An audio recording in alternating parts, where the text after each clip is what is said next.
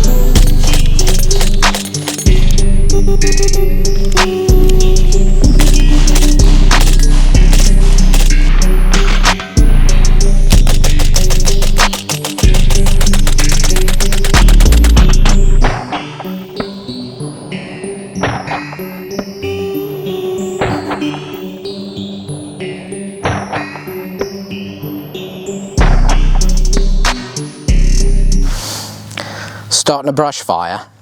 This is how you start a brush fire. Remember, kids. What? Smokey the Bear. That's what he said. Smokey the Bear says, don't cause forest fires with your suppressor. Not quite. Hey everyone, welcome back to another episode of PSR. It is a joy to have you here. It's the new year, and today we are doing a review of the Hesy SixK from Irregular Design Group in conjunction with my brand new PSR 15, which now we have ambi lowers for. So I'm really excited. And on my PSR 15, we got a bunch of Irregular Defense gear. We got the mount, we got the rail panels, the wire management, and we got the grips here, as well as obviously the suppressor. Now, if you're interested in this entire upper assembly with all these cool accessories along with the suppressor, stay tuned to the end of the video. You can make all this yours, zero cost to you guys. All right, we just shot this thing a little bit, so it's a little hot, but we got our ECC gloves, so it should be okay here. Taking this thing off.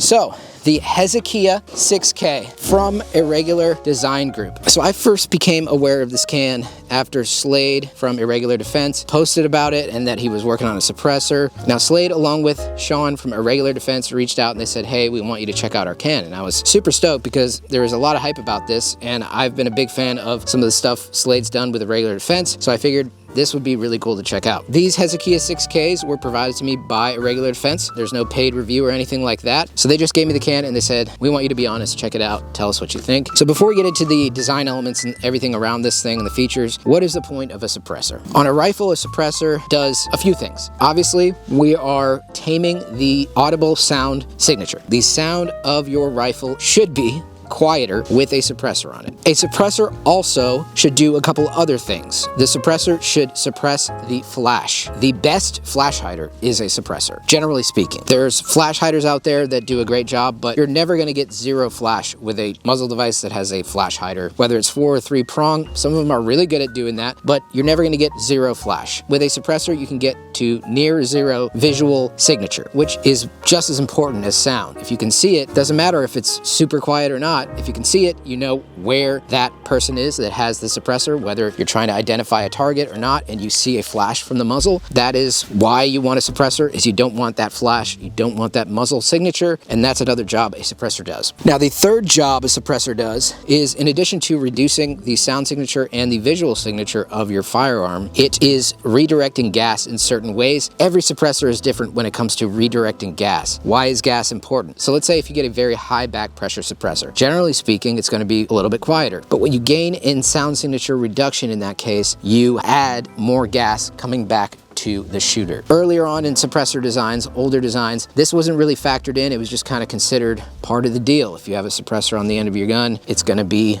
a lot of gas coming back. You're going to start crying. Tears are going to come out of your eyes, and you're going to be subjected to cancerous gases that over time lead to serious health problems. So the suppressor is really a PPE device, and I wish certain people in our government understood this and they weren't part of the NFA, because it's simply a safety item for your ears and for your lungs. Do not want to be repeatedly inhaling toxic gas. Not the vibe, guys. So with that said, I think Irregular Defense did a great job of combining the three important elements of a suppressor, which is sound reduction, muzzle signature reduction, and reduced gas back to the shooter.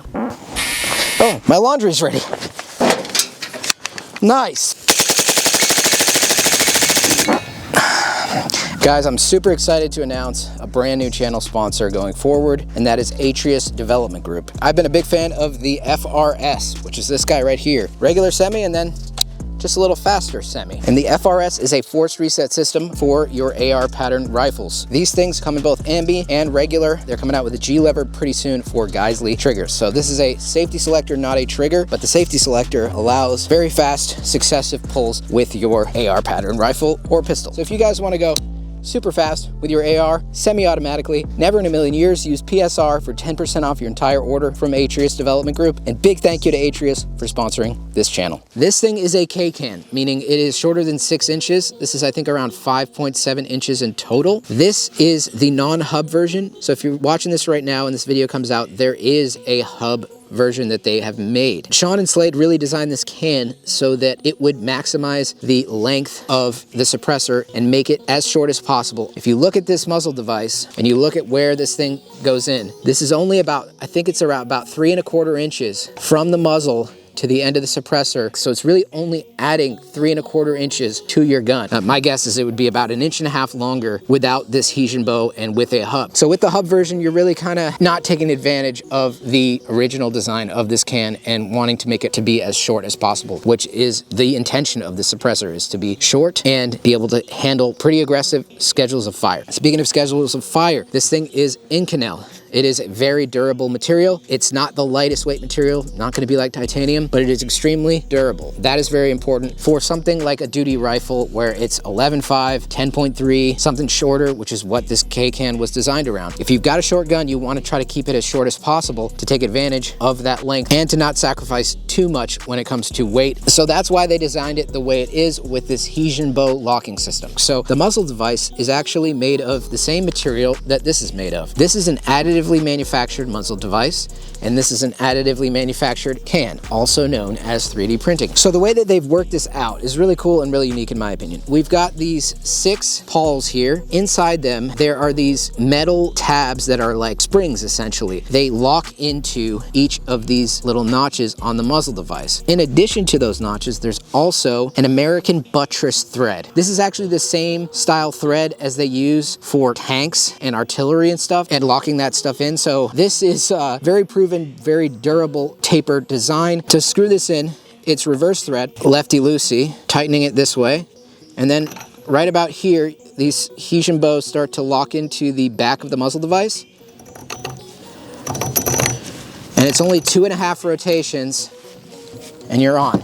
And that's it. It's so easy to take off. Honestly, I think this mounting system is genius. That's it.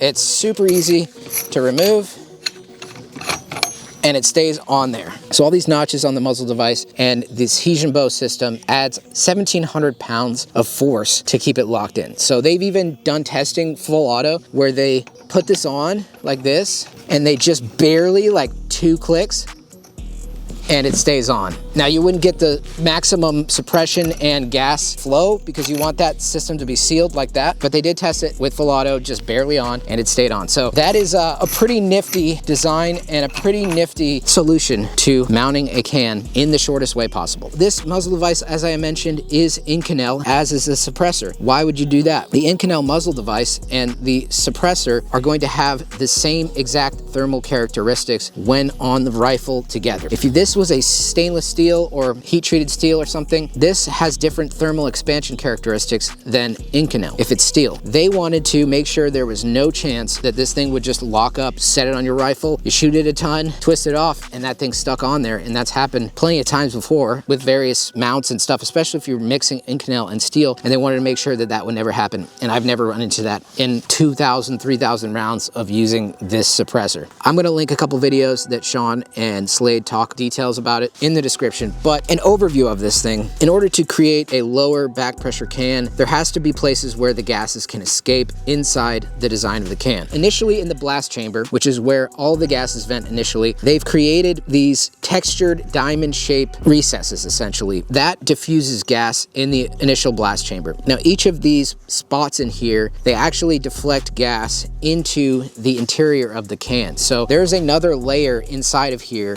that all of the gases creep out to. And each of these baffles has a unique design based on where it is in the can. There's an inner layer with the baffles, and then there's an outer layer outside of that, venting gases in different ways, in different directions through the can, which then has a secondary little baffle area that controls the excess gases that come out of the front of these holes right here. So I'm not the greatest at explaining the technical details around this thing, but like I said, I will leave a link in the description if you want to know more about it. On the end here, we have a 3-prong flash hider as part of the design of the end cap. It's not really an end cap, it's just the end of the suppressor. I think it does a good job. Another little fun fact, these little holes on the outside, they're actually not functional. They're just aesthetic, but it kind of adds to the visual representation of a flow-through suppressor. I think it looks super cool. I think the suppressor just looks badass, but the actual work being done is through these 3 holes right here. So we're gonna shoot this thing on a few different platforms here. Let's talk a little bit about this rifle here. So this is my PSR 15. It's configured as a pistol. Bad Attitude Department. They are the ones that make these uppers and lowers. Basically, the whole rifle is a Bad Attitude rifle. If you're not familiar with Bad Attitude, I've been working with them for a few years now, and I love their stuff. They make a ton of really cool, dedicated lowers for specific purposes, retro clones, video game clone lowers. So Bad Attitude Department and I partnered. These are the PSR 15 lowers, and they are ambi now. They use an H-case paddle here for the bolt release, the paddle, and the mag release, also ambi, as well as a little extension for your finger to easily get to the mag release here. For a trigger, we've got a mil-spec standard trigger in here with the Atrius ambi FRS. Starting back here, we have the SBA 3 in FDE. We've got a clear anodized buffer tube. We've got the Irregular Defense cheek riser specifically for the SBA 3. We got the Irregular Defense T2 mount with the Picatinny on the front so you can mount a laser. We've got also some cable management here, and as well as on the other side, cable management. We got their hand stop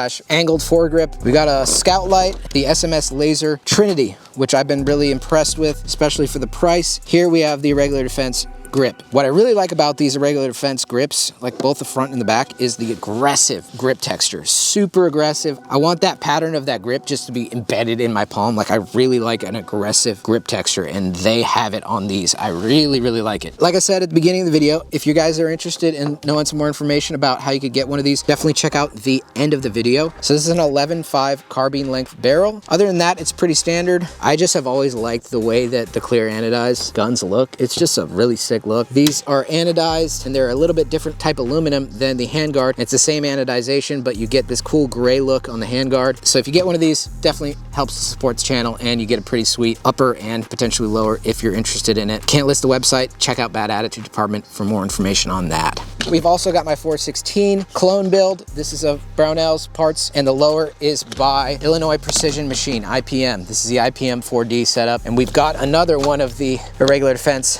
muzzle devices, so it's easy to swap it, change it out, just like that. And just last but not least, we have an SD setup PSR 15. So this is supposed to be kind of like the Honey Badger 556. We got the AMMJ Honey Badger rail on the front, and we have another Hesy 6K here. This one's a 10-inch barrel, just 10 flat, because I wanted it to be as close to the Q barrel length as possible. We got another FRS in here, and we got a Bad Attitude lower. That's just their clear anodized one. This is the shortest barrel length that we've got. The other 416 is 10.3, and then this one is 11.5. So this is really kind of the use case for which Slade and Sean designed this for. We're going short barrels only today. All right, let's get to shooting these. Before we get to shooting the Hesy 6K, I gotta thank HSL Ammunition. HSL is awesome. They offer ammo, quality stuff at affordable prices. I've been really impressed with their 300 Blackout 220 grain subs. They run great in my Honey Badger and all my Honey Badger clones that I got. Really appreciate them helping us out, making this content, providing the ammo. Thank you so much to HSL Ammo, and be sure to check them out. We've also got a Moonlight Industries MO5 finished camo sling on here,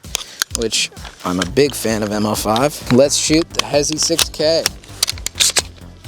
Now, Ambi can lock the bolt easily with your right hand and send her home.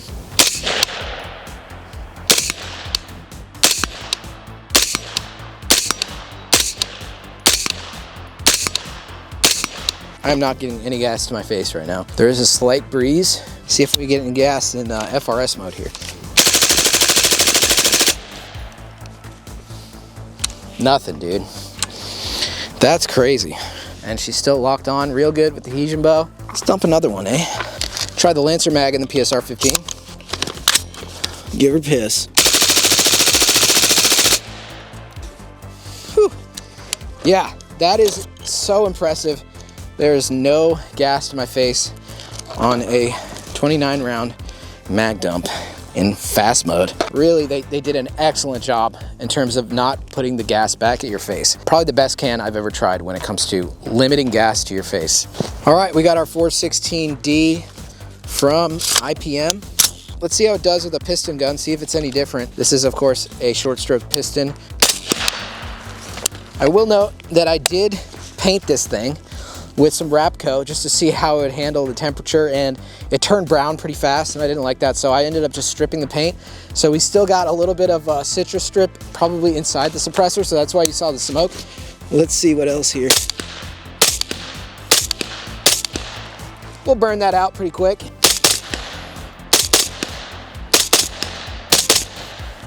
Now that's all burned out.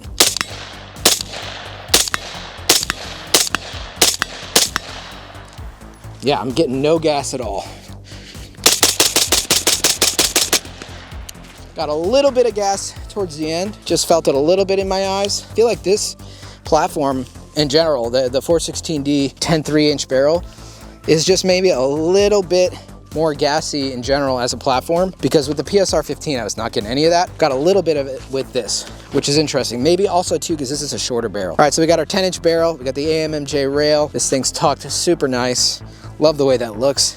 This thing is overgassed. Like, even without the can on it, it is a nightmare shooting it without the can, because your hand is right here and the muzzle is right there, and it's just hot and there's a lot of concussive force happening.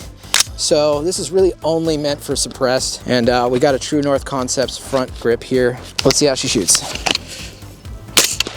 you can see the ejection, a little forward. Very faint smell of gas, but now we're really gonna test it.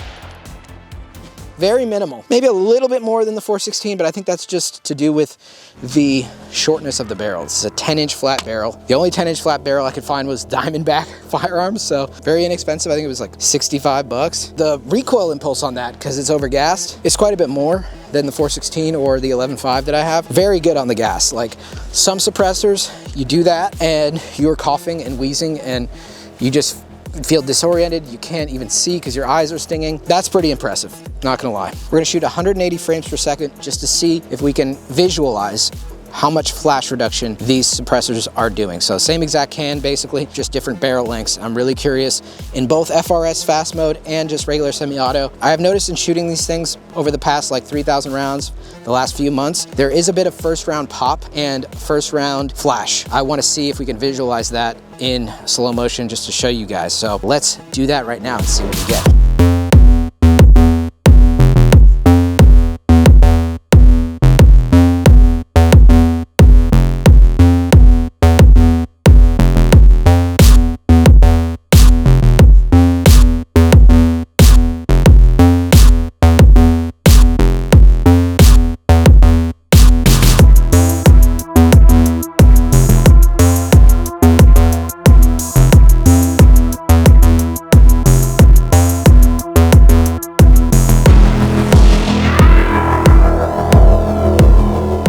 right, so you saw there in the slow motion video, we did have a bit of first round flash for sure. These are short barreled ARs. With 16-inch, you probably wouldn't get much flash at all. This one had more of an intense one than this one. This one, it seemed like it was further away from the muzzle. This one was kind of right up closer to the muzzle. Even just 11.5, quite a bit of difference in terms of the flash first round. After we shot our 11.5 and we put it in the FRS mode really fast, we saw that after that first round, it really did a good job. It was almost non-existent for like the first 10 or so, 5-10 shots, and then we got like once every 5 shots, you could see a little bit of a spark. And then towards the end of the magazine, every shot was a little bit of a tiny spark. This one, very similar. We didn't do a full mag in the FRS mode, but you could see it reduced to being a little spark just contained within that 3-prong little end cap on that thing. I think it does a really good job of flash suppression, to be honest. There's another data point. All right, in our final little test, I thought we'd do a little comparison. So we've got the Hesy 6K and the Radical Defense CS5. These are both great cans. So I want to hear which one seems quieter to my naked ear. This is our IPM 4D, another 416. The reason why I'm using this is it's an 11-inch barrel and this is an 11.5, so it's gonna be as close as possible in terms of the barrel length, which definitely contributes to the sound. So there's a 1/2 inch less barrel on this versus this. Let's shoot our Hesy first. I'm gonna take off the ears and see how quiet she is. All right, 5 shots out of the CS5.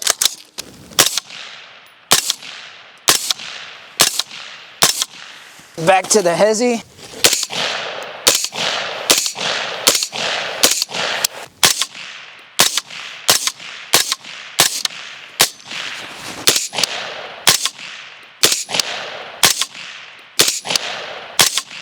Slade did a video of his own on his YouTube channel comparing 6 or 7 different silencers with the Hesy. I'll put the link to that video in the description. All right, so some conclusions on the Hesy 6K from irregular design and the PSR 15 ambi we had. So like I said, around 2,000 to 3,000 rounds. We put about 500 rounds through it today through this can, and I've been extremely impressed with it. It is a pricier product, so it's around 1,300 bucks. Give or take. I'm not sure how much the hub one is, but this Hesy Bow original one, it's around that, so it's definitely not a inexpensive can. And a lot of you probably are curious about getting suppressors now that you don't have to pay $200, which is great. Wish they were off the NFA, but it is what it is. The cost of this goes down $200 basically because you don't have to pay that extra amount for the tax stamp. The things I really like about this can, the thing I like the most is the lack of gas to my face and the low back pressure that this can produces. It not only affects you getting gas to your face and up your nose and into your lungs where these toxic chemicals can eventually give you cancer, but it also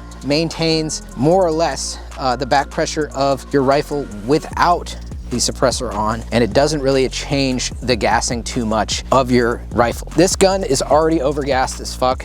This one definitely needs some gas tuning. Way faster cyclic rate on this guy just because of the nature of the barrel and the size of the port on it. But on this guy, there really isn't too much of a difference when you put the can with or without it on in terms of the effect that you get in the cyclic rate on this. The cyclic rate on this build is like dialed perfect in the FRS mode, in the force reset mode. That was able to keep those shots on target. Super flat shooting. Another thing I really like about this is the flash reduction. With a note, there is a bit of first round pop and a bit of flash on the first round, but after the first round, it's extremely good at mitigating the flash signature, the visual signature. There's a little give and take with any design, and with this design, you get a little bit of first round pop, a little bit of flash on the first round, and then after that, it is almost non-existent. Third thing I really like about this is the size and this mounting system. The Hesy Bow mounting system is, in my opinion, it's genius. It's great. It works exceptionally well, like to the point where I would want more cans like this that fit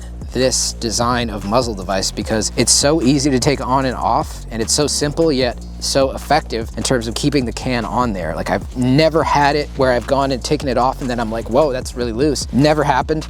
In all the rounds that we shot through these guns, and multiple guns like the 416, this one, and our PSR 15 never ran into that issue. I guess the main thing that's going to be a drawback to the Hesy bow is if you're like a really big hub guy and you like all of your suppressors to have the same exact mounting interface with the same exact muzzle interface like Plan B or Xeno or something like that, getting this would make it a little bit more of an inconvenience if you wanted to use this can on multiple rifles. In that case, buy a few extra muzzle devices and she's good to go. I really do like how this can protrudes only like 3 3/4 from the end of the actual muzzle device, which doesn't add very much length. A K can, that's exactly what it should be. If it's like an 11.5 or 10.3 or whatever, it's nice to have that short compact package. Now, getting to the sound of this can. I think the tone is really nice. We tried it up against our CS5 from Radical Defense. This thing definitely has a little bit of a deeper tone. It's just a tad louder than the CS5, which is also a similar size. Is it the quietest can in the world? No. And I think Sean and Slade would probably agree that it's not the quietest can in the world, but they weren't going for the quietest. And like I said, if you want to check out that video Slade did on comparing the sounds of various similar size cans, that's a great video to check out. Like I said, I'll link that in the description. Moving to the gun. I really love this gun. This is like dialed in, set up perfect. I just love how the recoil impulse is on it. Even with this carbine gas system, it shoots really flat, really soft, especially with the can on it. I really like the mount. The mount is a great solution, I think. The cheek riser is honestly goated. I really like this cheek riser for the brace, of course. I really like the grip texture on these grips. Like, until you feel it, you're not gonna quite understand. The grip texture on this thing, it glues itself to your hand. Our Atrius Ambi FRS was awesome today with a mil-spec trigger, but you can put like Rise Armament triggers in here and then you don't have to modify anything. It's just Rise Armament drop in, but your standard mil-specs will work as well. And they are coming out with the G lever, which I'm super excited about. Use Geisley triggers with it. As far as the Ambi function, I really do like this HK paddle. It's actually an HK made part, but Bad Attitude has integrated this particular lever into the design of this Ambi lower. We ran it pretty hard during the montage. Did quite a bit of mag dumping with it, and this can stayed on, did great. I'm looking forward to checking out some of the other offerings from Regular Defense going forward. Love to check out a 30 cal if they end up coming out with one, and the hub mount one I'm interested in too. But like I said, I really like the Hesy bow system, and I'm a big fan of this design. I hope you guys learned some stuff about this can and this rifle in this video, and I want to thank you again for joining me on another episode of PSR. I'm very grateful, so thank you guys for watching. All right guys, this is the time in the video where I'm going to tell you how you potentially get your hands on one of these for the exorbitant cost of free $99. So if you're interested in the Hesy for free $99, never in a million years would I go to the link in the description. Do not click my merch link. It's definitely not in there. The link to sign up for the emails, which will get you an entry. If you're in a banned state, unfortunately, I'm so sorry for you, but if you're in a banned state, you're gonna get a swag pack from Bad Attitude and a regular design. You will not be able to get any of this stuff because it's all salty stuff. But if you're not in a banned state, then all this stuff on here, with the exception of the optic and the brace, can be yours. So SMS did provide me a laser, an FDE one, the mounts from a Regular Defense, and all of the cable management, including, of course, the Hesy. If you do end up getting picked, you will be able to choose what color you want. I love the clear color because it matches the clear anodized upper, but that'll be up to you. So remember, never click the PSR merch link in the description. Big thanks again, and we'll see you on the next one. Peace.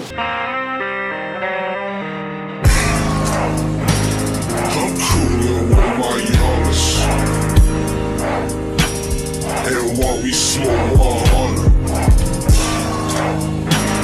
but nigga, I'm 300.